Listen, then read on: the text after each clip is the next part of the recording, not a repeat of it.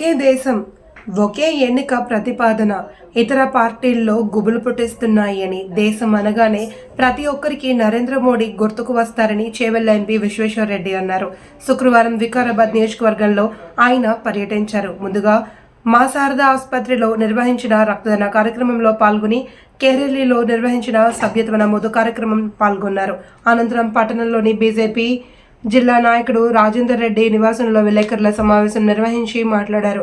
ఈ కార్యక్రమంలో బీజేపీ జిల్లా అధ్యక్షుడు మాధవరెడ్డి, నియోజకవర్గం కోఆర్డినేటర్ నందు, జిల్లా నాయకులు శివరాజు, రాజేందర్ రెడ్డి, కేపీ రాజు, యాష్ కే, శిరీష, విజయభాస్కర్ రెడ్డి, పాండు గౌడ్ తదితరులు పాల్గొన్నారు.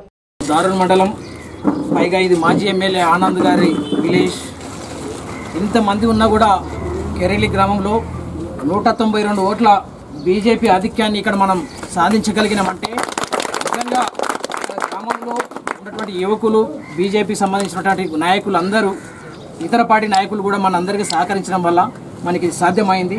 అదేవిధంగా జిల్లా అధ్యక్షులు మాధవరెడ్డి గారు సొంత మండలము, ఉడ్లనందైన నాది సొంత మండలము, రాజనాయక్ గారు, వీళ్ళందరం కలిసి మూకుమ్మడిగా కష్టపడి దారుణ మండలాన్ని నిజంగా అందరూ కన్నంత దారుణ మండలం మీదనే, ఎందుకంటే అక్కడ రఘువీర్ రెడ్డి మహా యోధులున్నా కూడా ఇక్కడ దాదాపు 694 ఓట్ల మెజారిటీతోని వికారాబాద్ నియోజకవర్గంలో మొదటి స్థానంలో నిలిచింది. అది మాకు అందరికి గర్వకారణం. ఎందుకంటే వీళ్ళందరూ కలిసిరు, పోయి ఎంపీకి ఏం చేసిరు, ఏం పొడిచి పట్టినరు అనేది అవతల వాళ్ళకు గట్టిగా సమాధానం చెప్పగలిగినాం. కాబట్టి దయచేసి మనందరం కూడా ఇంతకుముందు కూడా దారుణ మండలానికి సార్ కొండ విశ్వేశ్వరరెడ్డి సార్ అంటే చాలా ప్రత్యేకమైన అభిమానాన్ని మా మీద చూపించేది. గతంలో టీఆర్ఎస్లో ఉన్నప్పుడు హనుమంత్ రెడ్డి గారు మేము ఉన్నప్పుడు కూడా ఈ నిధుల పైన సరే ఎక్కడ కాన్స్టిట్యున్సీలో ఎవరికి ఏం రావాలన్నా కూడా మమ్మల్ని ఒకసారి సంప్రదించి చేసే గొప్ప మనసున్న వ్యక్తి. కాబట్టి మనందరికీ కూడా నిస్వార్థంగా పనిచేసి మన దారుణ మండలానికి ప్రత్యేకంగా ఎంతోమంది నిరుద్యోగులకు ఈరోజు మనకు ఉద్యోగాలు కల్పన చేసిండు. అదేవిధంగా వ్యాపారవేత్తలకు ఎంతోమందికి ఈరోజు కేరళి గ్రామంలో చుట్టుపక్కల మనందరూ కూడా ఇంత మంచి బిల్డింగ్లకు అవుతున్నాయి. కారణం ఏంటంటే సార్ వచ్చి తీసుకొచ్చినటువంటి టూరిజం ప్యాకేజ్ మనకి ఎంతో తోడ్పడింది. ఈరోజు వికారాబాద్ అంటే ఎందుకంటే ఎవరికి తెలియకుండే ఈరోజు అనంతగిరి గుట్టాల కొండ, ఖచ్చితంగా కేరళి గ్రామం ఈరోజు ఢిల్లీలో కూడా తెలిసినటువంటి ఒక గొప్ప మన అవకాశం మన ఎంపీ గారి ద్వారా మనకు రావడం జరిగింది. అదేవిధంగా కొండ విశ్వేశ్వరరెడ్డి గారి ఆలోచనలు ప్రతి గ్రామంలోకి ఖచ్చితంగా ఒక 5-6 సార్లైనా రావాలనే ఒక గొప్ప లక్ష్యం స్టార్టింగ్లో పెట్టిండు. సుమారుగా స్టార్టింగ్లోనే సార్ ఒకడు ఎలక్షన్లో గంట పదంగా చెప్పిండు మ్యాప్ పెట్టుకొని. రంజిత్ రెడ్డి ఇది ఉమ్మడి రంగారు ఎక్కడ 7 నియోజకవర్గాలు ఉన్నటువంటి పటం ఒక్క గ్రామమైనా నువ్వు తిరిగినవా, నేను పోయిన 3-4 సార్లని సార్ గుండె మీద చేసుకొని చెప్పిండు. అదే మాట మీద ప్రజలంతా కూడా దీవించారు ఆయనను. ఖచ్చితంగా మళ్ళీ మనందరికీ కూడా అందుబాటులో ఉండి స్థానిక సంస్థల ఎలక్షన్లో అందరినీ వార్డు మెంబర్లు గాను, పిఎస్ఎస్ డైరెక్టర్లు గాను, సర్పంచ్లు గాను, ఎంపీటీసీలు గాను ఈ రకంగా ఏ ఎలక్షన్ వచ్చినా సరే మన గ్రామంలో ఆఖరుకు ఎస్ఎంసీ స్కూల్ మేనేజ్మెంట్ కమిటీ చైర్మన్లను కూడా మనం అందరం కైవసం చేసుకున్న విధంగా గంట పదంగా కష్టపడాలి. కష్టపడ్డ ప్రతి ఒక్క నాయకులకు నా యొక్క నమస్కారాలు.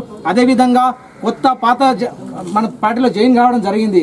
కాబట్టి మా అందరినీ కూడా మీరు మంచిగా ఆదరించినందుకు మేము మీ అందరికీ కూడా ప్రత్యేకంగా ధన్యవాదాలు తెలియజేస్తున్నాం. ముఖ్యంగా జిల్లా అధ్యక్షులు, అదేవిధంగా మండలాధ్యక్షులు, మండలకు సంబంధించినటువంటి జిల్లా పార్టీ ప్రధాన కార్యదర్శి వీళ్ళందరూ కూడా మమ్మల్ని సమన్వయంతో తీసుకుపోయి ఈరోజు ఈ విజయానికి దోహదం చేకూరడం జరిగింది. అదేవిధంగా వివిధ పార్టీల నుంచి వచ్చిన నాయకులందరికీ కూడా మనకందరికీ సభ్యత్వం కావాలనే ఒకే లక్ష్యంతో సెప్టెంబర్ 2 నరేంద్ర మోడీ గారు ప్రవేశపెట్టినటువంటి ఈ సభ్యత్వ కార్యక్రమాన్ని మనం కూడా ఏ విధంగా అయితే మెజారిటీ సాధించినామో అదేవిధంగా పోటీపడి వికారాబాద్ నియోజకవర్గంలో మనం అందరం కూడా మొదటి స్థానంలో దారుణ మండలం ఉండాల్సిందిగా మీ అందరినీ విజ్ఞప్తి చేసుకుంటూ మిగతా కార్యక్రమాన్ని వివేకానంద గారి జిల్లా అధ్యక్షుడు మాధవరెడ్డి గారి సహకారంతో రమేష్ గారు కొనసాగించాల్సిందిగా నమోదు కార్యక్రమంలో భాగంగా ఈరోజు కేరళి గ్రామానికి చేసిన మన పెద్దలు గౌరవనీయులు చేవెళ్ల పార్లమెంట్ సభ్యులు కొండ విశ్వేశ్వరరెడ్డి గారు, జిల్లా అధ్యక్షులు మాధవరెడ్డి గారు, మండల అధ్యక్షులు రమేష్ గారు, జిల్లా ప్రధాన కార్యదర్శి విజయభాస్కర్ రెడ్డి గారు, సీనియర్ నాయకులు పాండు గౌడ్ గారు, నందు గారు, రాజు నాయకన్న గారు, నరోత్తం రెడ్డి గారు, కార్యక్రమంలో పాల్గొన్న పెద్దలందరికీ పేరు పేరున నమస్కారాలు తెలియజేసి ఈరోజు భారతదేశంలో కాకుండా ప్రపంచంలోనే సభ్యత్వంలో అతిపెద్ద పార్టీగా భారతీయ జనతా పార్టీ ఉంది. ఇప్పుడు మన సభ్యత్వ నమోదు కార్యక్రమం స్టార్ట్ అయ్యి మనకు సుమారుగా 20 రోజులు కావస్తుంది. మన అసెంబ్లీ సభ్యత్వం చాలా తక్కువ ఉన్నది, 2000 మాత్రమే ఉంది మన అసెంబ్లీది. దాన్ని మండల అధ్యక్షులు, మండల ఇన్ఛార్జీలు అందరూ కలిసికట్టుగా పనిచేసి దాన్ని సభ్యత్వ నమోదులు పెంచాలని, ఈ సభ్యత్వ నమోదులో చేవెళ్ల అసెంబ్లీ మొదటి స్థానంలో ఉంది మన రాష్ట్రంలో. మన వికారాబాద్ అసెంబ్లీది కూడా సభ్యత్వము మండలాధ్యక్షుడు రమేష్ గారు, అలాగే ముఖ్య అతిథిగా విచ్చేసినటువంటి చేవెళ్ళ పార్లమెంట్ సభ్యులు గౌరవ కొండ విశ్వేశ్వరరెడ్డి గారు, జిల్లా అధ్యక్షులు మాధవరెడ్డి గారు, అలాగే వడ్లనందు గారు, వివేకానంద రెడ్డి గారు, పాండుగౌడ్ గారు, నరోత్తం రెడ్డి గారు, రాజునాయక్ గారు, అలాగే ఈ కార్యక్రమంలో పాల్గొంటున్నటువంటి మిగతా పార్టీ నాయకులందరికీ నమస్కారం. భారతీయ జనతా పార్టీ మనకు సభ్యత్వ నమోదు ప్రారంభించి సుమారుగా నెల రోజులు అవుతుంది.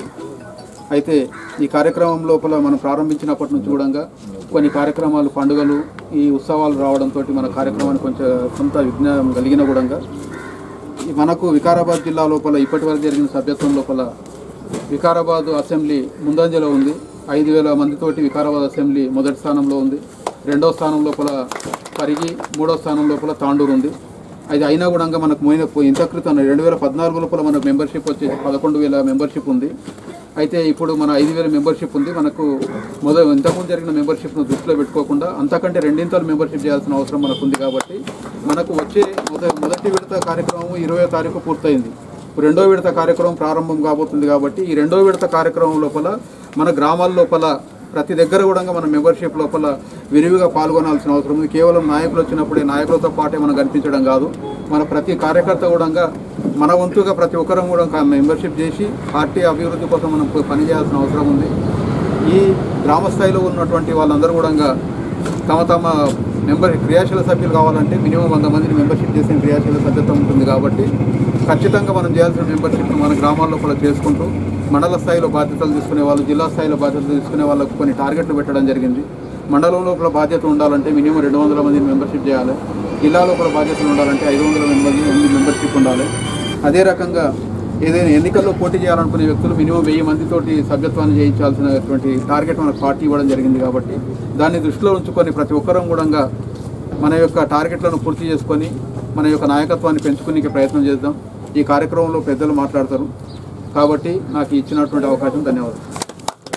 సభ్యత్వ నమోదు కార్యక్రమానికి అధ్యక్షత వహించినటువంటి మండలాధ్యక్షులు రమేష్ గారు, మన గౌరవనీయులు పెద్దలు మన యొక్క ఎంపీ కొండ విశ్వేశ్వరరెడ్డి గారు, జిల్లా అధ్యక్షులు మాధవరెడ్డి గారు, జిల్లా ప్రధాన కార్యదర్శి విజయభాస్కర్ రెడ్డి గారు, మన అసెంబ్లీ కోఆర్డినేటర్ వడ్లనందు గారు, అదేవిధంగా మన యొక్క దారూర్ మండల ఇన్ఛార్జి జిల్లా ఉపాధ్యక్షులు వివేకానంద రెడ్డి గారు, మరియు నరోత్తం అన్న గారు, రాజునాయక్ అన్న గారు, మరియు ఈ కార్యక్రమంలో పాల్పంచుకున్నటువంటి భారతీయ జనతా పార్టీ సోదర మిత్రులందరూ కూడా పేరు పేరున నమస్కారాలు తెలియజేస్తూ, ఏదైతే మనకు సభ్యత్వ నమోదు కార్యక్రమం మనకు ఇచ్చి ఏదైతే 1వ తారీఖున మనకు లాంచ్ చేయడం జరిగింది నరేంద్ర మోడీ గారు, దాని దడంగా అయితే లింకులు పంపి కొన్ని మేము చేసుకున్నాం అని చెప్పేసి కొంతమంది చెప్తున్నారు. అది కరెక్ట్ కాదు. భూమి ఆ గ్రామంలో మనం ఒక్కొక్కరు ఇంటికి వెళ్ళి ఆ ఇంట్లో మనకు భారతీయ జనతా పార్టీ కార్యకర్తలు ఎంతమంది ఉన్నారు, మనకు ఎంతమంది అభిమానులు ఉన్నారు అని చెప్పేసి వారి ఇంటికి పోయి వాళ్ళ ఫోన్ ద్వారా చేసిందే కరెక్ట్ అయినటువంటి నంబర్షిప్. అది అట్లనే చేయాలి. నేను మొమిన్ కుర్దు గ్రామానికి వెళ్ళిన మొమిన్ కలాంటి వీరేశం గారు మా వెంబడి ఉండే ప్రతి గ్రామానికి ఇంటికి వెళ్ళి ఒక్కొక్కరితోటి మాట్లాడి వాళ్ళు కలిసి వాళ్ళతో ఛాయ్ తాగి భారతీయ జనతా పార్టీ నరేంద్ర మోడీ గారు చేస్తున్నటువంటి అభివృద్ధి యొక్క కార్యక్రమాల్లో వాళ్ళకి చెప్పి నంబర్షిప్ తీసుకోవడం జరిగింది. అందరూ కూడా దయచేసి ఈ యొక్క రూల్స్ పాటిస్తే మనకు ఏదైతే జిల్లాకు అధిక సంఖ్యలో కావాలని చెప్పారు. కాబట్టి మనం అందరం కూడా మా బూత్ స్థాయిలో ఈ కార్యక్రమం చేస్తే బాగుంటుందని చెప్పేసి మీ అందరికీ మరి అవకాశం కల్పించినటువంటి మండల శాఖకు ధన్యవాదాలు. సభ్యత్వ నమోదు కార్యక్రమంకి చేసినటువంటి పెద్దలు, మన యొక్క పార్లమెంట్ సభ్యులు గౌరవనీయులు పెద్దలు కొండ విశ్వేశ్వరరెడ్డి గారు, మండల అధ్యక్షులు రమేష్ గారు, వేదిక మీద ఉన్నటువంటి పెద్దలు, కార్యక్రమంలో పాల్గొంటున్నటువంటి గ్రామస్తులందరూ కూడా నమస్కారం. ముఖ్యంగా మనకు అందరికీ తెలుసు సంతోషకరమైనటువంటి విషయం, గతంలో ఏ ఎలక్షన్స్ అయినా కూడా భారతీయ జనతా పార్టీ ఏజెంట్లు కౌంటింగ్కు పోతే మేము కూడా కౌంటింగ్కి పోయిన సందర్భాలు ఉన్నాయి. ఎప్పుడు కూడా మన సంఖ్య బూత్లో బీజేపీ పరంగానే 5, 10 రాసుకునేది. 200 టీడీపీ, 300 కాంగ్రెస్, లేదా టీడీపీ తర్వాత టీఆర్ఎస్ ఒక 400 ఇట్లా రాసుకుంటే మన పార్టీ ఎప్పుడన్నా పోటీ చేసినప్పుడు 5, 10 రాసుకునేది మనం. కానీ ఆ చరిత్ర తిరగరాసిన సందర్భాన్ని మనం చూసినాం. అది మన యొక్క క్యాండిడేట్ గొప్పతనం కావచ్చు, దేశ ఎలక్షన్లు ఏ ఉద్దేశంతో జరుగుతూ ఉన్నాయి, దేశానికి ఎవరు సమర్థవంతమైన నాయకుడు కావాలని నరేంద్ర మోడీని చూసి కావచ్చు, లేతే మరుగునబడి ఉన్నటువంటి రామమందిర విషయాన్ని నిర్మాణాన్ని చేపట్టినటువంటి పార్టీగా ప్రజలంతా రాముని వైపు మళ్ళీ కావచ్చు. కాబట్టి మనము ఎప్పుడు లేని విధంగా, ఎవరు ఊహించని విధంగా దారూర్ మండలంలో భారతీయ జనతా పార్టీ మెజార్టీ ఇస్తుందని చెప్పి అనుకోలే, కానీ మనం మెజార్టీ ఇచ్చినాం. మున్సిపాలిటీ మెజార్టీ ఇచ్చినాం. కానీ ముఖ్యంగా ఎంపీ గారి దృష్టికి నేను తీసుకుపోవాల్సిన 2 విషయాలు ఏంటంటే, ఒక మర్పల్లి మోహన్పేట విషయం. అంటే స్వయాన రంజిత్ రెడ్డి గారు ఈ యొక్క కాన్స్టిట్యున్సీని దత్తత తీసుకొని అప్పుడున్నటువంటి యొక్క ఆనంద్ గారు ఎవరైతే మీ స్థానికంగా గ్రామానికి సంబంధించిన ఎమ్మెల్యే గారికి అనుంగా ఇదిగా ఉండి వారి గెలుపు కోసం ప్రయత్నం చేసినటువంటి సందర్భం ఒకటైతే, ఇక్కడ ఉన్నటువంటి క్యాడర్ మొత్తం అటాచ్ అయిపోయారు వారికి. రెండవది ప్రసాద్ గారు గత ఎన్నికల్లో చెప్పినప్పుడు మాకు ఎమ్మెల్యే ఎలక్షన్లో నాకు ఓటేయండి, పార్లమెంట్కు ఎవరికన్నా వేసుకోమని చెప్పినటువంటి ప్రసాద్ కుమార్ గారు కూడా ఖమ్మం, వరంగల్ అవన్నీ కాంగ్రెస్ గెలుస్తూ ఉన్నాం. ఇక్కడ సీఎం ఉన్నటువంటి ఒక నియోజకవర్గము, నేను స్పీకర్గా ఉన్నది, మాకు మైనస్ అవుతుంది కాబట్టి ఖచ్చితంగా కాంగ్రెస్కి వేయాలని చెప్పుకున్నటువంటి సందర్భాన్ని ప్రజలు చెప్పారు. అడిగినారు, సార్ మీరు మొన్న ఎలక్షన్ అట్లా అన్నారు, మీరు ఎవరికి వేసుకున్నా సరే అని. కానీ వాళ్ళు టైట్ చేసిండ్రు. ఆ విషయాన్ని కూడా సార్ దృష్టికి తీసుకుపోతా ఉన్నారు. సో ఎస్పెషల్లీ రాష్ట్రమంతటా టీఆర్ఎస్ మన వైపు మొగ్గు చూపినప్పటికీ కూడా మర్పల్లిలో, మోహన్పేటలో టీఆర్ఎస్ క్యాడర్ మనకు మొగ్గు చూపెట్టలే. ఎందుకంటే రంజిత్ రెడ్డికి అటాచ్ ఉన్నారు కాబట్టి, ప్రసాద్ టైట్ చేసిండు కాబట్టి. అయినా కూడా మనం 2-3 మండలాలు మెజార్టీ ఇచ్చినప్పటికీ కొంత తగ్గినప్పటికీ కూడా ఓవరాల్గా 67,000 ఓట్లు అంటే ఆషామాషి కాదు. గతంలో ఈ 2,000 వచ్చినటువంటి ఒక కాన్స్టిట్యున్సీ సార్, తర్వాత 7,000 వచ్చినటువంటి కాన్స్టిట్యున్సీ 67,000 రావడం అనేటువంటిది చాలా గొప్పనైనటువంటి విషయం. కాబట్టి మీరు ఖచ్చితంగా మా కొంత తగ్గిందనేటువంటి ఒక ఏమన్నా మీమాంస ఉన్నా కూడా మీరు మనసులోంచి వికారాబాద్ మీద ఉంటే తీసేయాలా. ఖచ్చితంగా మీకోసం మేము పనిచేయడానికి రెడీ ఉన్నాం, చేసినాం, 24 గంటలు పనిచేసినాం మేము. కాబట్టి అది ఓకే.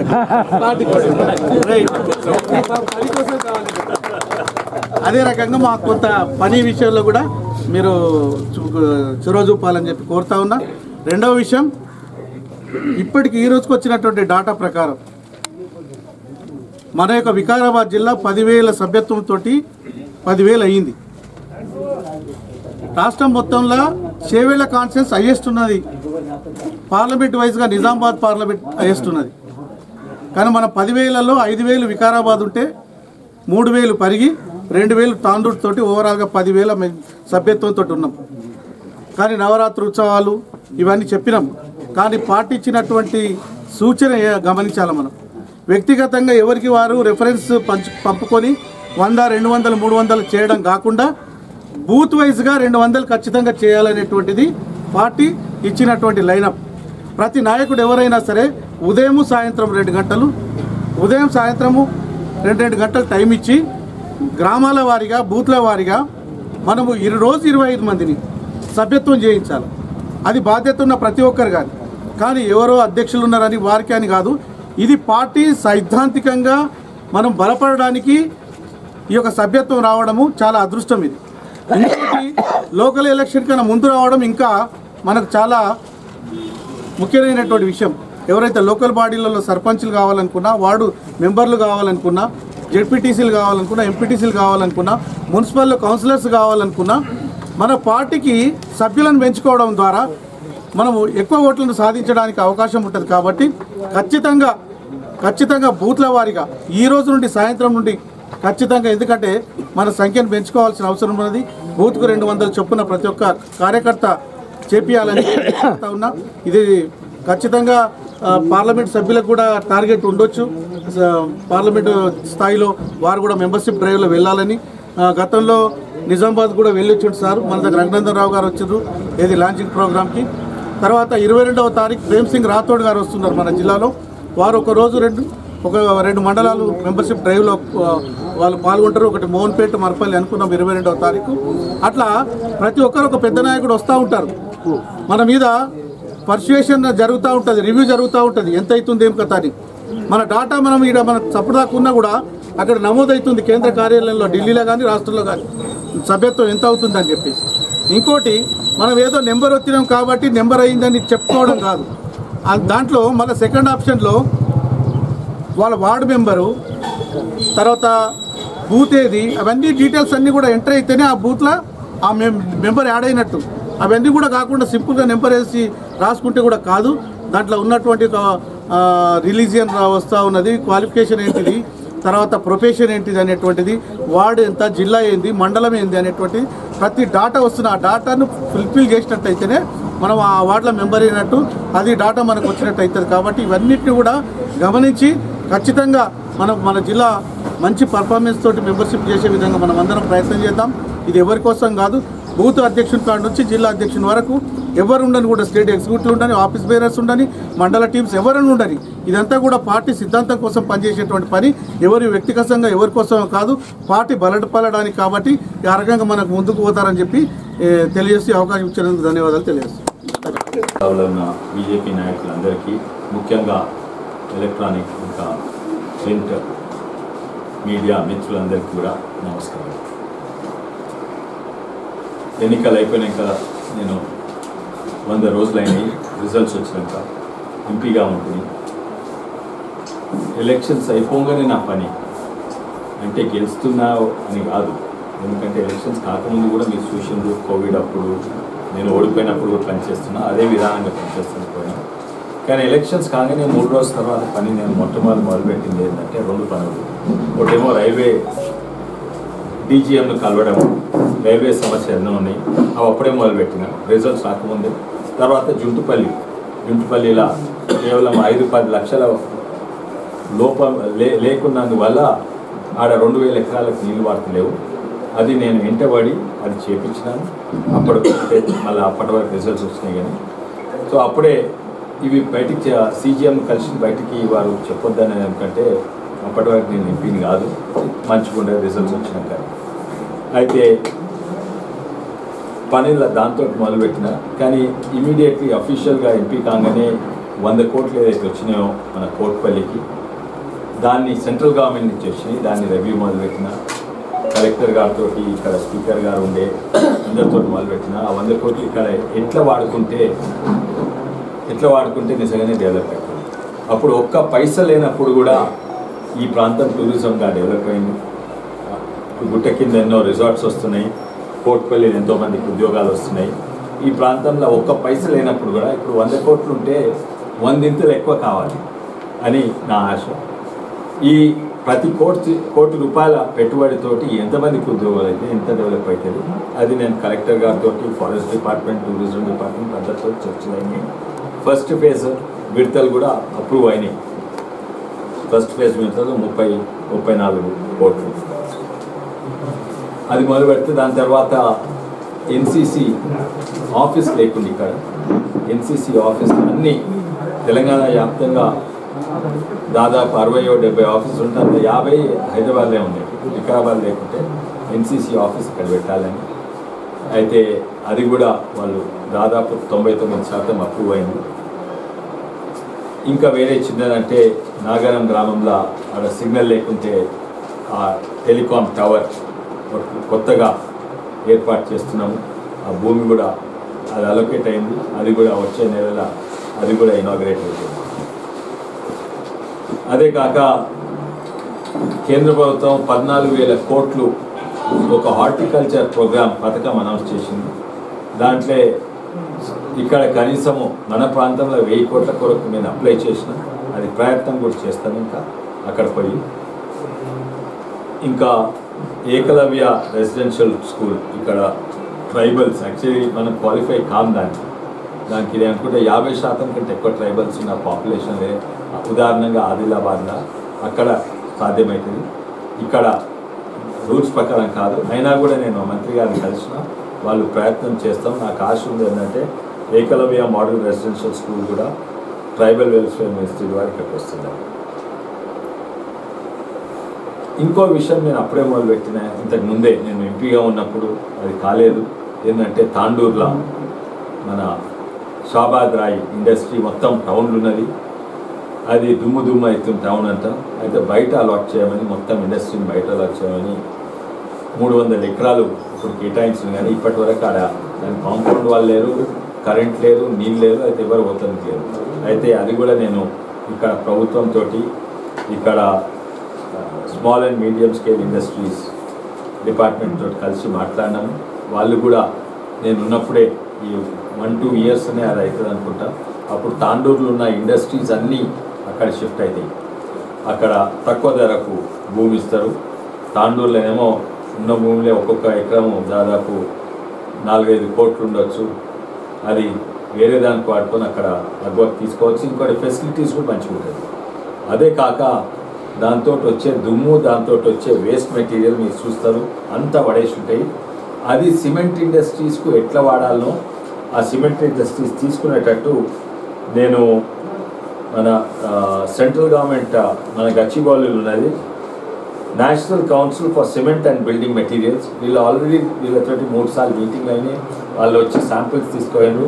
అయితే తాండూరులో స్టోన్ కట్టింగ్ చెత్త చెదారము దుమ్ము లేకుండా ఒకటేమో బయటికి పోతుంది, ఇంకోటేమో బయట కూడా అది వేస్ట్ బయట పడే రోడ్ల కొంటి ఇటు అటు అండ్ పొడి కూడా పడి మన ఎండాకాలమేమో గాలిలోకి పోతుంది. అది పోకుండా national council of cement and building materials నేను ఆల్రెడీ 2 మీటింగ్లు అయినాయి.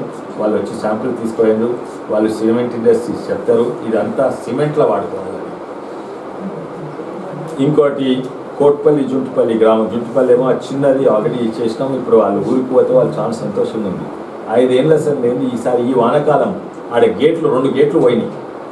పోతే ఆ 2 గేట్లకు ఉంది 5-5 లక్షలు 10 లక్షల పని వరకు 2000 ఎకరాలకు పార్కులు అయిపోయాయి. ఫస్ట్ టైం 5 ఏళ్ళల్లో ఈసారి అందులో నీళ్లు నిండినాయి. ఇప్పుడు 2000 ఎకరాలకు పారుతూ ఉంటాయి అవి. తర్వాత మన రోడ్లు అన్నిట్లా అవసరాలు ఎక్కువ గ్రామీణ ప్రాంతంలో రోడ్డు ప్రతి గ్రామంలో ఉన్నాయి. రోడ్డు మంచి లేవు. రోడ్ల కొరకు 3-4 తీర్లు ఒకటేమో అదే కొంచెం అంత ఉంటాయి. ఎంపీ ల్యాడ్ ఫండ్స్ అని అవి 5 కోట్లు ఉంటాయి. చాలా ఎక్కువ అనిపిస్తారు కానీ అది 7 నియోజకవర్గాలకు పంచే వరకు నియోజకవర్గం డైలీ కేవలం 70 లక్షలే. అది 2 విడతలు ఇస్తారు. 35 లక్షలు అది ఏ మూలకు పోవు. సో అది దాంతో చాలా మటుకు సీసీ రోడ్లు అడుగుతారు. అవేమో చిన్నగా అవసరాలేమో కోట్లలో, మాకున్నదేమో 35 లక్షలు 6 నెలలకు. అయితే అది కూడా తప్పనిసరి వాడతాము. అదే కానీ ముఖ్యంగా ఏంటంటే central road funds, gram Sadak Yojana ఇవి కూడా నేను ప్రయత్నం చేస్తాను. స్టేట్ గవర్నమెంట్ ద్వారా కూడా ప్రయత్నం చేస్తున్నాను. ముఖ్యంగా కొన్ని సెంట్రల్ రోడ్ ఫండ్స్ ఎట్లుంటాయంటే స్టేట్ గవర్నమెంట్ పాత్ర కూడా ఉంటుంది, వాళ్ళ వాటర్ కూడా ఉంటుంది. అయితే అవి కూడా నేను గవర్నమెంట్ తోటి కలిసి పనిచేయదలుచుకున్నా. మొన్ననే ఇక్కడ స్పీకర్ గారు నేను అందరి దగ్గర లిస్ట్ తీసుకుంటాను, ఎక్కడెక్కడ ఏ రోడ్లు కావాలని ఇవన్నీ అవే మీకు ఇస్తాను. తర్వాత గడ్కరీ గారికి ఇచ్చిన ప్రపోజల్స్ ఇవన్నీ శాంపిల్స్ ఇస్తా. వీటి కొన్ని యాడ్ చేస్తుంటాను. అయితే అందరి దగ్గర తీసుకున్నా ఇవన్నీ. ఇలా కొన్ని స్పీకర్ గారు కూడా ఇవే ఇచ్చిండ్రు నాకు. అయితే గడ్కరీ గారితో 24 రోజు నేను అపాయింట్మెంట్ తీసుకున్నా. నేను స్పీకర్ గారిని అక్కడ తీసుకోవద్దా, నేను ఫండ్స్ తీసుకొస్తే వీళ్ళు కూడా అమలు చేయాలి కదా. కరెక్ట్. ఇంతకుముందు ప్రభుత్వం అక్కడి నుంచి ఫండ్స్ వచ్చేది పోయేటి కాళేశ్వరం, అట్లా కాకుండా అక్కడి నుంచి ఫండ్స్ దీనికి వస్తే దానికే వాడేటట్టు. అదే కాక రాష్ట్ర ప్రభుత్వం వాటి ఏమన్నా ఉంటే అది కూడా తొందరగా వాళ్ళు తీసుకొచ్చేటట్టు మేము చూస్తాం. అందుకే స్పీకర్ గారిని కూడా గడ్కరీ గారికి అపాయింట్మెంట్ తీసుకున్నా. 24 ఇచ్చిండు, అక్కడ పోతున్నాము. ఇవి ఆ రోడ్లు. దీనికి కొన్ని యాడ్ చేస్తుండొచ్చు. మాధవరెడ్డి గారు మా నాయకులు కొంతమంది వీళ్ళు యాడ్ చేస్తుండొచ్చు. ఇవేమో ఇప్పటి వరకు రైల్వేస్లో ఎన్నో ఉన్నాయి. మొదలేమో నేను చెప్పిన ఎంఎంటీఎస్కు శంకర్పల్లి వరకు ఫస్ట్, తర్వాత వికారాబాద్కు నెక్స్ట్. శంకర్పల్లి వరకు మాత్రం నేను బాగా ప్రయత్నం చేస్తున్నాను. సీఎం గారిని కూడా అపాయింట్మెంట్ అడుగుతున్నాను నేను, ఎందుకంటే అలా 50-50 ఉంటుంది. నేను అక్కడి నుంచి వచ్చినా కూడా వీళ్ళు 50% ఇవ్వకుంటే కష్టమవుతుంది. అందుకే నేను సీఎం గారిని కూడా కలవబోతున్నాను. బహుశా ఇవాళ రేపు ఇచ్చేటట్టున్నారు అపాయింట్మెంట్. రైల్వే ఓవర్ బ్రిడ్జ్ ఎన్నో ఉన్నాయి. రామయ్యగూడ, గొల్లగూడ, కొండకల్, మన వికారాబాద్లు ఉన్నాయి. రైల్వే ఓవర్ బ్రిడ్జ్లు, అండర్ బ్రిడ్జ్లు, మరి ట్రైన్ హాల్టింగ్లు ఇవన్నీ కూడా ఉన్నాయి. అయితే ముఖ్యంగా ట్రైన్ హాల్టింగ్ ఎంఎంటీఎస్ కాక సో ఇవన్నీ కూడా మేము అక్కడ ప్రపోజల్స్ ఇచ్చినాము. అయితే నేను అనుకుంటా ఇవి చాలా మటుకు అయ్యేటట్టు ఉన్నాయని అనుకుంటున్నాను. రోడ్లు మాత్రము రాష్ట్ర ప్రభుత్వం కోఆపరేషన్ చాలా ఉండాలి, ఉంటేనే అవి సాధ్యమైతే, లేకుంటే అది సాధ్యం కాకపోవచ్చు. అందుకే ఇటువంటి పరిస్థితి ఎలక్షన్స్ అయిపోయినప్పుడు గట్టిగా కొట్లాడిండ్రు.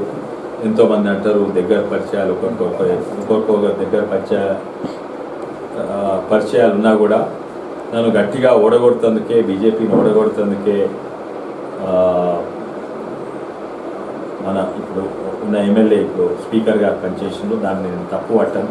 ఎందుకంటే ఆ పార్టీలు ఉంటే ఆ పార్టీ కూడా పనిచేయాలి, నేను ఈ పార్టీ ఉంటే ఈ పార్టీ పనిచేయాలి. కానీ దాని తర్వాత కలిసి పనిచేయాలని సిద్ధాంతంతో ముందుకుపోతుంది. నాకు అక్కడ కూడా తాండూరులో కూడా మంచి కోఆపరేషన్ దొరుకుతున్నది. ఎలక్షన్ కొట్లాడేటప్పుడు గట్టిగా కొట్లాడతాను. తాండూరులో కూడా నాకు కోఆపరేషన్ దొరుకుతున్నది. పరిగిలో కూడా దొరుకుతుంది నేను అనుకుంటున్నాను. చెవులలో కూడా దొరుకుతుంది. ఇవే కాక నేను దేశవ్యాప్తంగా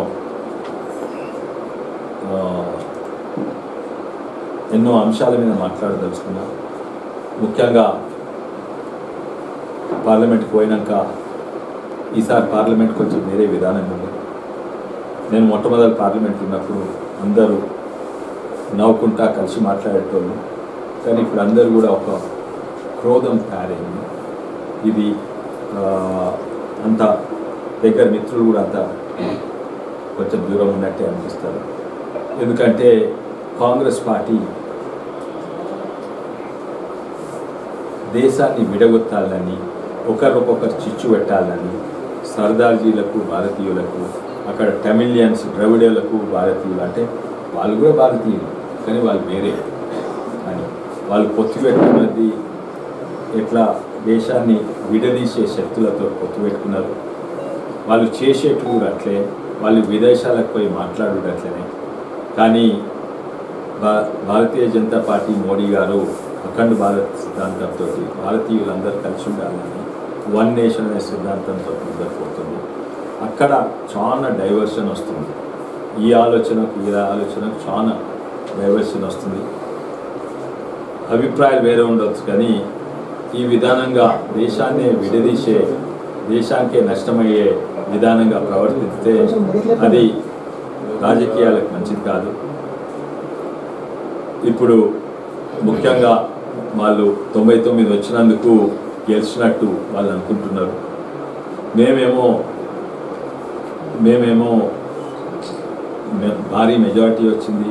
మాకు 2040 300 దాటినాము. లోక్సభల ఇంకా రాజ్యసభల రెండిట్లకు మెజారిటీ వచ్చినా కూడా మేము అహంకారం చూపెట్టుకుంటాం. 240 వచ్చినాయి.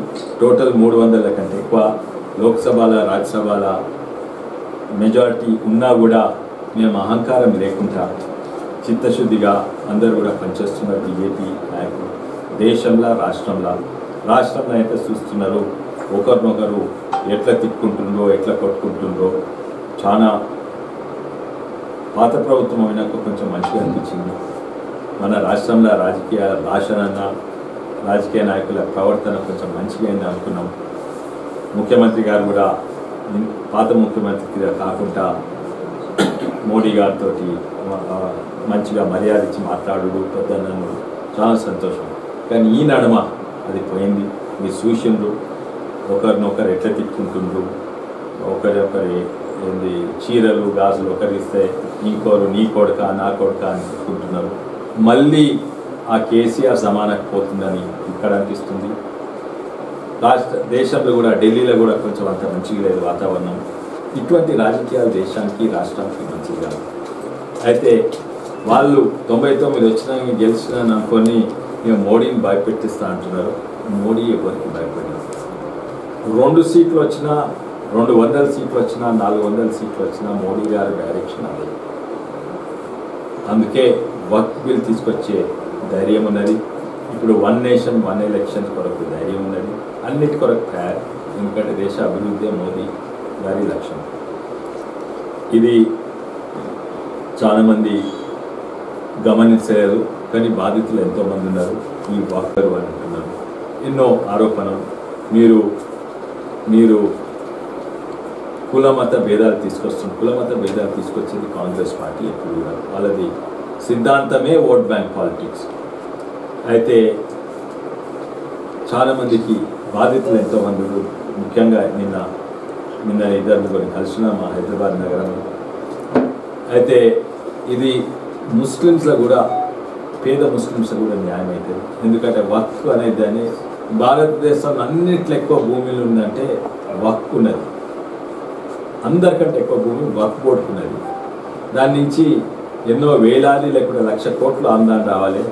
మొత్తం భారతదేశంలో 200 కోట్లే వస్తున్నాయి. అది పేదలకు అందుతుంది, పేద ముస్లింలకు అందుతున్నది.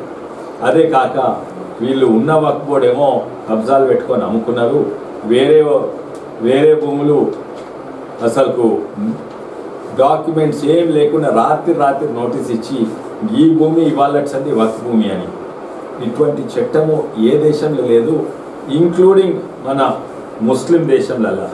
మలేషియాలో లేదు, ఈజిప్ట్లో లేదు, టర్కీలో లేదు, బంగ్లాదేశ్లో లేదు. ఏ దేశం లేని చట్టము ఇక్కడ కాంగ్రెస్ పార్టీ తెచ్చింది.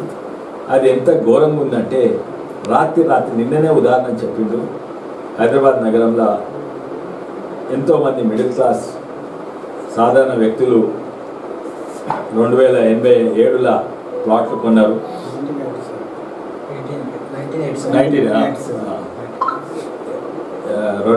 1987లో కొంటే 88లో ఒకటేసారి రాత్రి నోటీస్ వచ్చింది. ఇప్పటి సంది ఇది వక్ఫ్ భూమి అని. అయితే వాళ్ళు వక్ఫ్ శక్తి ఉంది ఏంటంటే కాంగ్రెస్ పార్టీ ఆ పవర్ ఇచ్చింది. అది ఏ హైకోర్టు కంటే మించిన అధికారం వక్ఫ్ బోర్డుకు ఉంది. దాన్ని ఎవరు కూడా అడగలేరు. High court అడగలేరు, supreme court అడగలేరు.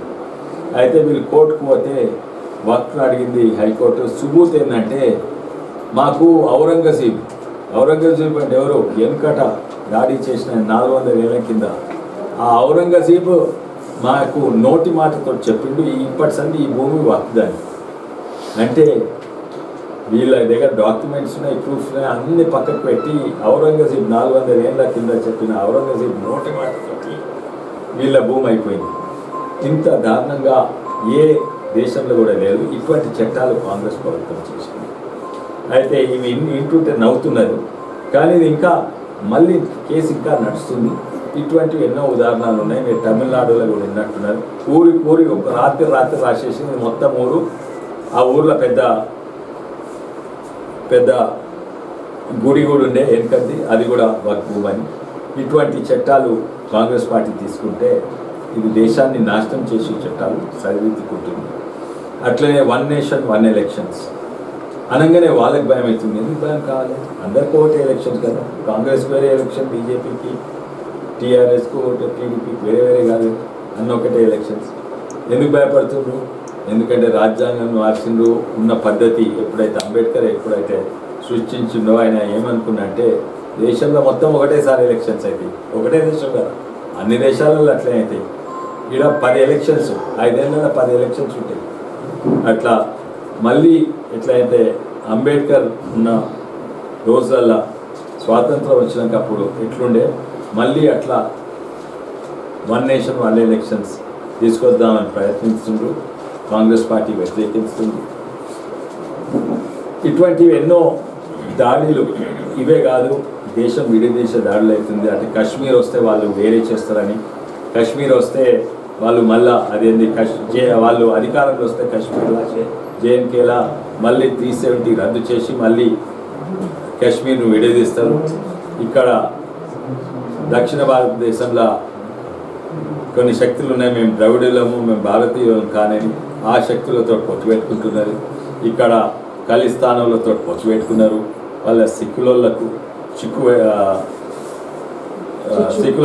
చిచ్చు పెడుతున్నారు. సిక్కులకు ఏంటంటే మీకు భారతదేశంలో మీకు గుజరాల కోనియరు, మీరు కడాలు తొడగరారు, రుమాలు కట్టుకోరాదని సిక్కులకు చిక్కు పెడుతున్నారు. ఆడ మణిపూర్ అయితే ఇప్పుడు అందరికీ తెలిసిపోయింది. మణిపూర్ ఇది విదేశాలు. ఇప్పుడు ఆ డ్రోన్స్ ద్వారా బాంబింగ్ అవుతుంది, మిసైల్స్ ద్వారా బాంబింగ్ అవుతుంది. అంటే ఇది ఇంటర్నల్ కాదు, బయట శక్తులు దాన్ని విడదీయాలని చూస్తున్నారు. ఎటు దిక్కు చూసినా ఇట్లా డివిజివ్ ఫోర్సెస్కు సపోర్ట్ ఇస్తుంది కాంగ్రెస్ పార్టీ. అండ్ కాంగ్రెస్ పార్టీకి బయట ఉన్న శత్రువులు కాంగ్రెస్ పార్టీకి సపోర్ట్ ఇస్తున్నారు చాలామందికి తెలిసిపోయింది. అయితే మేము ఇవే కాక ఇక్కడ కూడా కొత్త చట్టాలు మారుస్తున్నారు. ప్రభుత్వంతో పనిచేస్తున్నాము, కొత్త రేషన్ కార్డు ఇస్తున్నాము, మేము సలహాలు ఇస్తున్నాము. ఉత్తమ్ కుమార్ రెడ్డి గారు చెప్తున్నాము ration card health card separate చేయాలని. అండ్ ఇంకోటి నిజంగానే ఎంతోమందికి కాలేదు, అవన్నీ కూడా మేము మా ప్రోగ్రాంలో ప్రతి ఊర్లో ఎంతమంది కాలేదో అవి అక్కడ ఇస్తాము. ఎంతోమందికి పెద్ద మంది చచ్చిపోతే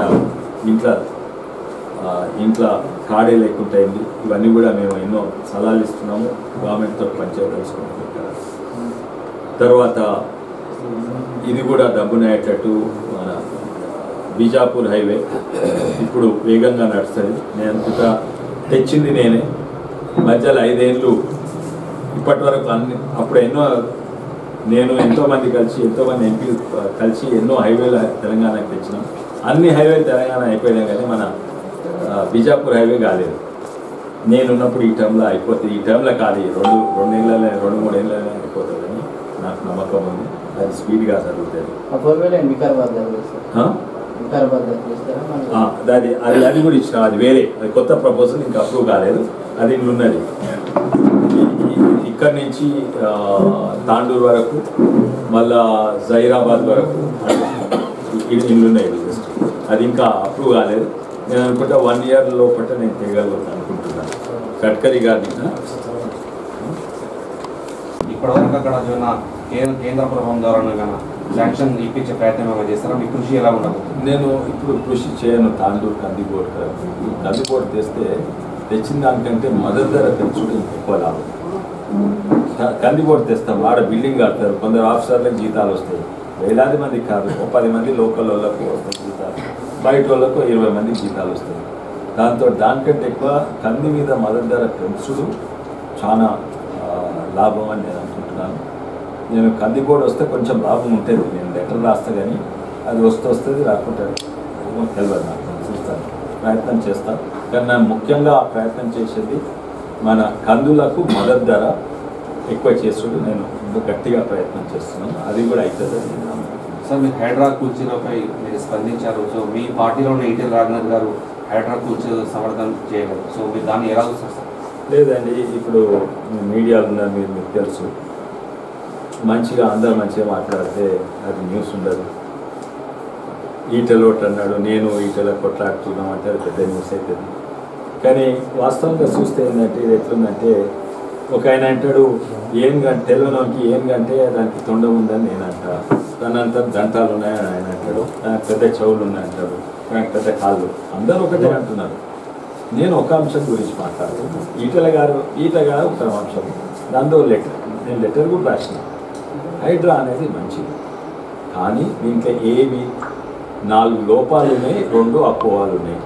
ఆ 4 లోపాలు ఏంటి? ఒక లోపమేమో ఇది కూలబడుతుంది, కానీ మీరు ఎందుకు చేస్తుండ్రు, చెల్లని నాశనం అయిపోతుంది. ఇప్పుడు కూలబడితే అది మంచిగా అవుతుందా? కూలబట్టినాక మళ్ళీ ఎట్లుందో అట్లా రెస్టోర్ చేయాలి, అదొకటి. సెకండ్, మీరు నిందితులు ఎవరు బాధితులు ఎవరు అసలు డిఫైన్ చేయాలి.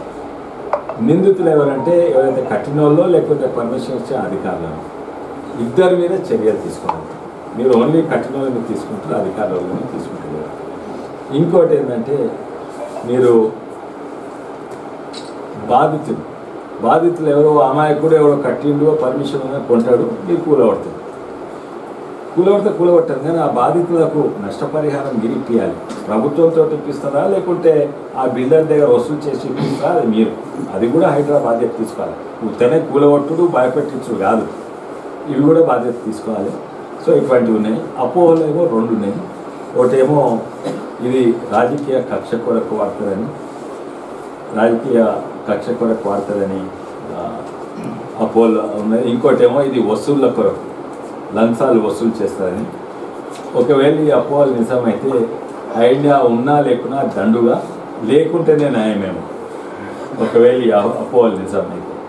కానీ 4 లోపాలు ఉన్నాయి, అవి సరిదిద్దుకోవాలని అంటే ఇంకోటి ఏంటంటే లోపము, అది లక్షలాది బిల్డింగ్ మీద ఒకటి కాదు రెండు కాదు.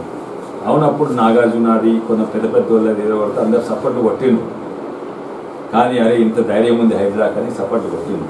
కానీ ఇప్పుడు పేదవాళ్ళు ఇల్లు కూలగొడుతున్నారు, మీరు అందరి ఇల్లు కూలగొట్టండి. కానీ ఫస్ట్ లక్షలాది ఇళ్ళ ఎక్కడనైతే ఎవరు మనుషులు ఉంటలేరో లేకుంటే ఫ్యాక్టరీలు నడుస్తలేవో అవి ఎంటీ స్ట్రక్చర్స్ను ఎంటీ ప్లాట్స్ను అవి కూలగొట్టండి, అవి రెస్టోర్ చేయండి. దాంతో అవే 10,000 ఉన్నాయి. దాని తర్వాత ఉంటున్నారు ఎవరైనా ఉంటుంటే వాళ్ళ వెంట పడండి. ఇంకోటి ఇది అపోలో కరెక్టే అవుతున్నాయి, రాజకీయ కక్షణ ఏమో కానీ ఇక్కడ ఆడ క్లియర్గా కనబడుతుంది. నేను ఇప్పుడుగా చెప్పింది నా ఫేస్బుక్ కన్నా ట్విట్టర్ పోతే 2001 సల్కన్ చెరువుల మధ్యల అక్బరుద్దీన్ అసదుద్దీన్ ఓవైసీ పెద్ద కాలేజ్ కట్టింది, మళ్ళీ దాన్ని ఏమో కూలగొట్టారు. నేను ఇప్పుడు హైడ్రా రాకముందే పెట్టినాను, ఇప్పుడు ఎంతోమంది అంటున్నారు. కానీ ఇక్కడ తోకల శ్రీనివాస్ రెడ్డి గారి నడుస్తున్న కాలేజీ నడుస్తున్న ఫ్యాక్టరీని కూలగొట్టిండు బీజేపీ కోఆపరేటివ్. అంటే ముస్లిమ్స్ అంటే భయమా, అసదుద్దీన్ అంటే భయమా, వాళ్ళకి లొంగిపోయినరా? ఇటువంటివి అయితే మాకు కాదు నష్టం. బీజేపీ పార్టీ పరంగా హైడ్రా మంచి పని చేస్తే మాకు లాభం, హైడ్రా చెడు పని చేసినా కూడా నష్టం కాంగ్రెస్ పార్టీకి, మాకు కాదు. సార్ ప్రత్యేకంగా విజయవాడ లోక్సభలో ఏమైనా స్మాల్ ఇండస్ట్రీకి సంబంధించిన ఏమైనా ప్రపోజల్ ఏమైనా కేంద్ర ప్రభుత్వానికి పంపించారా? లేదు, ఇప్పటివరకు ఇది ఒకటే పంపించిన, ఇది ఫుడ్ ప్రాసెసింగ్ ఒకటే పంపించాను. ఇంకా నేను చూస్తాను. ముఖ్యంగా ఏమైందంటే చేవడి ప్రాంతం మొత్తం బ్యాక్వర్డ్ ఎందుకుందంటే అక్కడ హైదరాబాద్ దాటంగానే జియో ట్రిప్ 1 30 కిలోమీటర్ల జియో ట్రిప్ 1. సాధారణంగా అభివృద్ధి ఎట్లయితే పట్టణం ఉంటే పట్టణం ఇట్లా పెరుగుతూ ఉంటుంది, కానీ ఇక్కడ పెరగనిస్తుంది. జియో ట్రిప్ 1 గోడ తిరిగి ఆపేసింది అభివృద్ధిని, చుట్టూ పెరుగుతున్నది, ఇక్కడ ఆగిపోయింది. దాన్ని దునికొచ్చి వికారాబాద్కి వస్తారా? మెల్లమెల్లగా రావాలి కదా. అయితే ఆ జియో ట్రిప్ 1 మీద కూడా నేను సీఎం గారిని కలవబోతున్నాను. ఆ జియో ట్రిప్ 1ను సస్టైనబుల్ డెవలప్మెంట్ జోన్గా మారవమని. అంటే ఏంటంటే పర్యావరణను కాపాడుకుంటా లేకుంటే పర్యావరణం ఇంకా మంచిగా చేసుకుంటా డెవలప్మెంట్ చేయాలి. ఆ 2 చర్యలను నష్టం కాకుండా డెవలప్మెంట్ చేయాలి. ఇటువంటి ప్రాంతాలు వేరే దేశాలలో ఉన్నాయి. ఉదాహరణంగా మీరు యాపిల్ ఫోన్ వాడుతున్నారు, యాపిల్ కంపెనీ పెద్ద దాని హెడ్ క్వార్టర్స్ ఆల్మోస్ట్ ఏం చెట్లు దగ్గర పెట్టింది. నేను అనుకుంటే 1000 ఎకరాలు 500 ఎకరాలు. ఇప్పుడు ఆడ పర్యావరణం నష్టం చేసుడే కాక పర్యావరణం ఉన్న పర్యావరణం ఇంకా మంచి చేసింది. అటువంటి కంపెనీలను తెచ్చి పెడితే వాళ్ళు పర్యావరణం నష్టం చేయదు, దాని బయటికి ఒక్క సుక్క పొల్యూషన్ రాదు. అటువంటి సస్టైనబుల్ డెవలప్మెంట్స్ వచ్చాయి, అది అక్కడి నుంచి డెవలప్మెంట్ వస్తుంది. ఇక్కడ ప్రత్యేకంగా కూడా నేను ప్రయత్నాలు చేస్తున్నాను. సార్ దామగుండం భూమి పూజ ఎప్పుడు సార్? దామగుండము దాన్ని వ్యతిరేకిస్తున్న వాళ్ళు ఎక్కువైతున్నారు. మీరు దామగుండం నేను ఇవాళనే కలిసి ఫారెస్ట్ నేషనల్ ఫారెస్ట్ అకాడమీ నుంచి ఉండే ఇవాళ కలిసి దామగుండంలో అది దేశానికి ఈవెన్ ప్రాంతానికి ఈవెన్ అడవికి కూడా చాలా మంచిది. దాన్ని ఎవరు వ్యతిరేకిస్తుందంటే దాంట్లో దామగుండం ఎన్నో చెట్లు ఉన్నాయి, 12 లక్షల చెట్లు పోతున్నాయి. వాళ్ళు ఎక్కడి నుంచి వచ్చింది ఆ డాక్యుమెంట్? నాకు రాలేదు ఆ చెట్లు ఇతనే. ఇంకోటి ఏంటంటే దామగుండము అది చెట్లు తీస్తే పర్యావరణ నష్టము, మన మూసి ఖతర వాళ్ళకి తెలియదు, వాళ్ళకి సోయే లేదు. దామగుండంలో పడే ఒక్క సుక్క కూడా మూసిపోదు, అది కాగ్నాపోతుంది ఉల్టా. వాళ్ళ సైంటిఫిక్ మతి అంటున్నది. దాంట్లో ఎన్నో కారణాల వల్ల ఎంతోమంది వ్యతిరేకిస్తున్నారు. కొంతమంది రియల్ ఎస్టేట్ వాళ్ళు, కొంతమంది చుట్టుపక్కల ఉన్న వాళ్ళు. నాకు తెలుసు, నేను దామగుండం మధ్యల నుంచి రోడ్ వేసింది, నేను దాన్ని వ్యతిరేకించాలి. దామగుండం మధ్య నుంచి డాంబర్ రోడ్ వేసింది, మీకు యాదకుందో లేదు.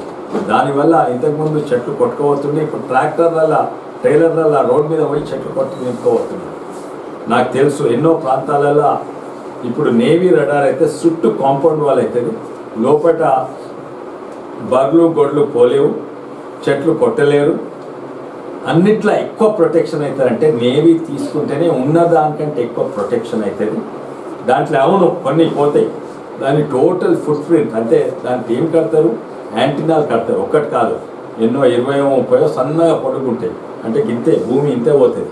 కానీ దానికి సపోర్ట్ ఫెసిలిటీస్ ఆఫీసెస్ వాళ్ళు ఉంటుంది, క్వార్టర్స్ కడతారు. మొత్తము వేలాది ఎకరాలు ఉంటే దాంట్లో పోయేది 5% కంటే తక్కువ పోతుంది భూమి, దాని ఫుట్ ప్రింట్. చెట్లు పోతాయి, ఎన్ని పోతాయి నాకు తెలియదు. కానీ ఇవన్నీ ఒక చట్టం ఉందని క్యాంపా, కాంపెన్సేటరీ అఫారెస్టేషన్ ప్రోగ్రామ్. అంటే ఇక్కడ 1 ఎకరం అడవి పోతే ఇంకా వేరే దగ్గర అదే ఎకరం అడవి ఇవ్వాలి, ఆ ఎకరంలో చెట్లు నాటుతందుకు పైసలు ఇవ్వాలని క్యాంపా ఉంటుంది. అవి కూడా పనిచేస్తాయి ఇక్కడ. అవును, ఇది 5% పోతే మళ్ళీ 5% భూమి యాడ్ అవుతుంది, చెట్లు యాడ్ అవుతుంది. ఇక్కడ 1 చెట్టు అయినా అది 1 చెట్టు యాడ్ అవుతుంది. ఇది దేశ అభివృద్ధి కొరకు, దేశ భద్రత కొరకు, దేశ సెక్యూరిటీ కొరకు. ఇది ఎవ్వరు కూడా దేశం మీద ప్రేమ ఉన్నోళ్ళు దీన్ని ఆపొద్దు. పర్యావరణం మీద ప్రేమ ఉన్నోళ్ళు కూడా గమనించాలి. అవును, పర్యావరణం 5% నష్టం అవుతుంది, కానీ 10% ఇంప్రూవ్ అవుతుంది. మీరు ఓన్లీ ఎంతమంది షికారులు చేస్తలేరా, నవాబులు జింకలు కొడతలేరా తుపాకులతోటి, పక్క చెట్లు కొడతలేరా, పొయ్యిలు పెట్టుకుంటేందుకు మేకలు బర్రెలు గొడ్లు ఓతలేవా లోపలికి. ఎప్పుడే పర్యావరణం కాపాడుతుంది. అవును, 5% పోతుంది, 5% కాంపెన్సేటరీ అఫారెస్టేషన్ ఇస్తారు. సార్, రేడియేషన్ నుంచి ప్రజల ప్రాణాలకి ముప్పు ఉంది అని చెప్పింది సార్. అప్పుడు అన్నారు నువ్వు ఫోన్ మాట్లాడి చచ్చిపోతారు, నీ ఇంటి మీద ఇది వస్తే చచ్చిపోతారు. ఇది లో ఫ్రీక్వెన్సీ, దీనికంటే తక్కువ. ఇది చచ్చిపోయేది ఉంటే దాంతో చచ్చిపోయేది ఉంటుంది. మనం ఇప్పటి వరకు సెల్ ఫోన్ల వల్ల. నేను ఇంజనీర్, అది కూడా ఎలక్ట్రికల్ ఇంజనీర్. ఆ లో రేడియేషన్ వల్ల ఏమీ కాదు. అండ్ లో రేడియేషన్ బై ద వే ఇది ఎందుకు ఇక్కడ పెట్టిందంటే ఇది నేవీకి సంబంధించింది. అంటే సముద్రాలకు పోయే షిప్స్ల కింద సబ్మెరీన్లను కూడా గుర్తుపడుతుంది ఇది. అంటే నిజంగానే లో ఫ్రీక్వెన్సీ అయితే ఇక్కడి నుంచి సముద్రం, అంటే ఇక్కడి నుంచి బొంబాయి వరకు, ఇక్కడి నుంచి విశాఖపట్నం వరకు అందరు కూడా చచ్చిపోతారు. అందరూ కూడా ఉత్తమైన వికారాబాద్ అయితే కాదు. ఆ లో ఫ్రీక్వెన్సీ ఇదే బెస్ట్. ఎందుకంటే ఇది బెస్ట్. ఎందుకంటే ఇది Bay of Bengal, Arabian Sea, Indian Ocean అన్నిటికీ ఇది. అండ్ ఇది సెక్యూర్, భారతదేశంలో సెంటర్లో సెక్యూర్ ఉన్నది, అది ప్లాటోలు ఉన్నది, అది తిరస్కరించి ఇవన్నీ ఉత్తమాటలు. శంకుస్థాపన ఉంటే పోస్ట్పోన్ అయింది సార్. సెంట్రల్ మినిస్టర్గా వస్తారని చెప్పి సమాచారం. సో నెక్స్ట్ ఏమైనా ప్రోగ్రామ్ ఉందా, మీ దృష్టికి ఏమైనా వచ్చిందా? నా దృష్టికి ఏం రాలేదు. ఎప్పుడు వస్తా నేను తెలుసుకుంటాను. ఇది అయితే ఇది అంత అర్జెంట్ ఏం లేదు. ఇండియన్ ఇన్స్టిట్యూట్ ఆఫ్ ఓషనోగ్రఫీ అని ఉన్నది, అంటే సముద్రాల మీద అది రావాలి. నేను పోతున్న ఈ వారము, అది కూడా నా కాన్స్టిట్యున్సీ ఉంది.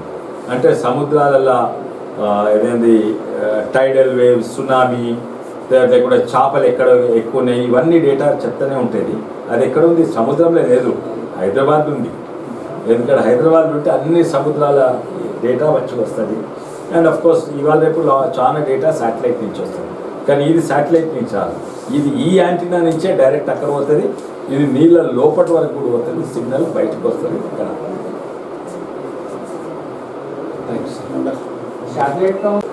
పోయిన కాంగ్రెస్ ప్రభుత్వం శాటిలైట్ టౌన్ అనౌన్స్ చేసింది. కానీ శాటిలైట్ టౌన్ అంటే హైదరాబాద్కు శాటిలైట్ టౌన్ కదా. అయితే అభివృద్ధి చాలా అవుతుంది. అయితే ఇంకా 20-30 ఏళ్ళు అయితే ఇది ఒకటే పెద్ద పట్టణం అయితే ఎట్లయితే బాంబే, గుడ్గావ్, నోయిడా, నవీ ముంబై అనేవి అట్లా ఒకటే కంటిన్యూస్. కానీ శాటిలైట్ టౌన్ అయితే అందుకు లాస్ట్ టైం కాంగ్రెస్ విధానమే తప్పుంది. ఏంది? ఇక్కడ నిధులు కేటాయించే వరకు ఆ నిధులు మంచి వాడితే వికారాబాద్ వికారాబాద్ అయితే ఇస్తుంది. కానీ వికారాబాద్ ఎప్పుడు కూడా శాటిలైట్ టౌన్ కాకుండే. శాటిలైట్ టౌన్ కావాలంటే కనెక్టివిటీ కావాలి. అంటే ఇప్పుడు బీజాపూర్ హైవే అయినట్టు, ఇటు ఎంఎంటీఎస్ అయినట్టు, రేపు బుల్లెట్ ట్రైన్ అయినట్టు కనెక్టివిటీ అయితే ఆటోమేటిక్ శాటిలైట్ టౌన్ అవుతుంది. నువ్వు వికారాబాద్కు నిధులు కేటాయించి శాటిలైట్ టౌన్ చేయాలంటే వికారాబాద్లో రోడ్లు కొంచెం మంచిగా అయితే, లైట్లు కొంచెం మంచిగా అయితే, డ్రైనేజ్ మంచిగా అయితే. కానీ శాటిలైట్ కొరకు కనెక్టివిటీ. సో నేను పనిచేసేది శాటిలైట్ టౌన్ అవుతుంది. కానీ కేంద్ర ప్రభుత్వం డిక్లేర్ చేయమని కాదు. ఎంఎంటీఎస్ రావాలి, ఈ హైవే రావాలి, ఈ రెండింటికి ట్రైన్లు ఎక్కువ ఆగాలి. ఇంకోటి చాలా నేను అప్పుడు కూడా చెప్పిన, ఇప్పుడు కూడా చాలా ప్రయత్నం చేస్తుందంటే, వెనుకట రైల్వేస్ ఎందుకు వాడేది? హైదరాబాద్ నుంచి బొంబాయి పోదాలంటే రైల్వేస్, హైదరాబాద్ నుంచి వికారాబాద్ రావాలంటే బస్సులు వచ్చేది. ఇంటర్ సిటీ కానీ ఏమైందంటే ఇప్పుడు ఇంటర్సిటీ ట్రావెల్ మొత్తం అందరు ప్లేన్లో పోతున్నారు. ఈవెన్ పేదోళ్ళు కూడా చిన్న నౌకరీ వచ్చిన కూడా ఢిల్లీ వాళ్ళంటే ఎవరు ట్రైన్లో పోతలేరు, అందరు ప్లేన్లో పోతున్నారు. అయితే ఇది ట్రైన్ లక్ష్యం ఏముందంటే ఇంటర్సిటీ ట్రావెల్ ఎక్కువ ఉండేది.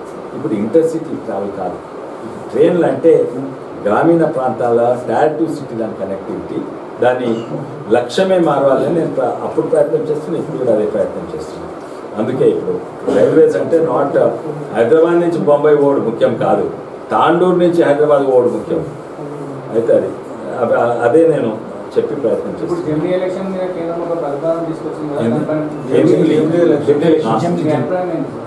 చాలా మంచిది, ఎప్పుడు కూడా ఇదే ఉండే. రాజకీయాల కొరకు మీకు తెలుసు ఇందిరాగాంధీ వాడుకున్న అది ఇన్నేళ్ళు అట్లే ఉండే. ఉద్దేశమే 1 నేషన్ అంటే 1 ఎలక్షన్. వాళ్ళు 1 నేషన్ మాట్లాడే వాళ్ళకి భయం అవుతుంది. 1 నేషన్ అంటే మోడీ యాదికి వస్తుంది అందరికి, వేరే వేరే నేషన్స్ అంటే రాహుల్ గాంధీ యాదికి వస్తుంది. సార్, కేంద్ర ప్రభుత్వం స్మార్ట్ సిటీ పరిధిలో మొత్తం దేశంలో చాలా పట్టణాలకు అభివృద్ధి చేస్తుంది సార్, గతంలో కానీ ఇప్పుడు కానీ. సో మీరేమైనా ప్రయత్నం చేస్తారా వికారాబాద్ కానీ తాండూరు కానీ? నేను ఇంకా దాని గురించి లోతుగా ఆలోచించేది నా ముఖ్యం ఫోకస్ ప్రయత్నం అయితే దీని గురించే. వికారాబాద్కు మంచి కనెక్టివిటీ అయితే తక్కినాయని వస్తాయి. అండ్ స్మార్ట్ సిటీ వల్ల కొన్ని స్మార్ట్ సిటీ సక్సెస్ఫుల్ అయినాయి, కొన్ని స్మార్ట్ సిటీ పెద్ద సక్సెస్ కాదు, కొన్ని చాలా మంచి సక్సెస్ అయ్యాయి. ఇది నేను ముఖ్యంగా దేశవాళీ బంగ్లాదేశ్ తర్వాత ఆర్థికంగా అన్ని దేశాలు కూలిపోతున్నాయి, అమెరికా తప్ప. కానీ ఇటువంటి పరిస్థితుల్లో భారతదేశం ఒకటే మంచిగా అభివృద్ధి మంచిగా అవుతున్నది. గ్రోత్ 7% కంటే ఎక్కువ అవుతున్నది. ఇప్పటి వరకే 10వ స్థాయి నుంచి 5వ స్థాయికి పోయింది. ఇప్పుడు జపాన్ జర్మనీని ఓవర్టేక్ చేసి 3వ స్థాయికి పోతుంది. అండ్ తప్పనిసరిగా ఎప్పుడో వచ్చే 20-30 ఏళ్ళనే నెంబర్ 1 అయ్యే అవకాశం ఉంది. అదే కాక మన ప్రపంచంలో అందరూ ఏమన్నా జియో పాలిటిక్స్ వల్ల ఎవరు కూడా అమెరికా దిక్కు చూస్తలేరు, రష్యా దిక్కు చూస్తలేరు, అందరూ కూడా ఇండియా దిక్కు చూస్తున్నారు. ఇటువంటి అండ్ వాళ్ళ దగ్గర ఎన్నో సమస్యలు ఉన్నాయి. ఇటువంటి పరిస్థితులలో అందరూ కూడా ఇండియా దిక్కు చూస్తున్నారు. కానీ అక్కడ ఆ దేశ రాజకీయ నాయకులు అందరూ కన్ను చీర్దించలేరు ఇండియా ఇంత అభివృద్ధి అవుతుందని.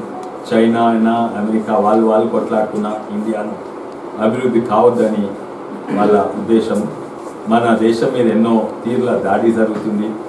ఇటు ఆర్థిక వ్యవస్థలలో మన స్టాక్ మార్కెట్ మీద తెలుసు, హిండెన్బర్గ్, సోరోస్, తర్వాత బ్యాంకు, తర్వాత SBI, తర్వాత ఎన్నో మదర్సాల నోట్లు 20 మదర్సాలలో ఎన్నో నోట్లు చెపాయించు అవి కూడా పట్టుబడ్డారు ఆర్థిక సంస్థలలో.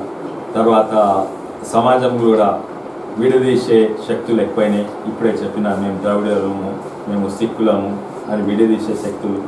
దాని మీద వీళ్ళు ఎప్పుడు చేయండి ఇప్పుడు కుల మత భేదాలు తీసుకొస్తుండ్రు. ఇటువంటి పరిస్థితులలో జాతీయవాదంతో నేషన్ ఫస్ట్ అనే సిద్ధాంతంతో పనిచేసేది ఓన్లీ బీజేపీ అండ్ మోడీ గారు. అండ్ మేము సభ్యర్థం ప్రోగ్రామ్ మొదలైంది. మేము అదే చెప్తున్నాం, దేశం మీద ప్రేమ ఉంటే మీరు బీజేపీ ఒకటే చాయిస్ మీకు, అందులో జాయిన్ కాదని మేము చెప్తున్నాం. నాకు చాలా సంతోషం. మొత్తం తెలంగాణలో చేవెళ్ళ నంబర్ 1 అసెంబ్లీ, అన్నిట్లో హయ్యెస్ట్ చేవెళ్ళాలి. ఎవరు నమ్ముతలేవు, ఎందుకంటే చేవెళ్ళ ఎప్పుడు కూడా బీజేపీ ఒక జెడ్పీటీసీ లేకుండే. అటువంటి ప్రాంతంలో ఇప్పుడు చేవెళ్ళ నంబర్ 1 ఉన్నది. వికారాబాద్ తాండూరులో కూడా అందరూ చాలా ఇప్పుడు మొదలైంది, గణేష్ చతుర్థి అయిపోయింది. నాకు నమ్మకం ఉంది ఏంటంటే చేవెళ్ళ పార్లమెంట్ అన్నిట్లో హయ్యెస్ట్ మెంబర్షిప్ ఉంటుందని నాకు నమ్మకం. నెక్స్ట్ సెషన్లో పార్లమెంట్లో ఏం మాట్లాడబోతున్నారు? ఏ అంశం మీద? నేను తప్పనిసరిగా అన్ని ఇక్కడ లోకల్ ఇష్యూస్ అన్నీ తీసుకొస్తాను. ఎన్నో ఇష్యూస్ ఉన్నాయి, నేను రాసుకున్నాను. అదే కాక ఎంపీ అంటే లోకల్, రాష్ట్రం, దేశం, ఇవన్నీ గ్లోబల్ ఇష్యూస్ తీసుకురావాలి. డెఫినెట్లీ వర్క్ బోర్డ్ మీద దీనివల్ల చాలా అన్యాయం అవుతుంది అందరికీ. Thank you sir.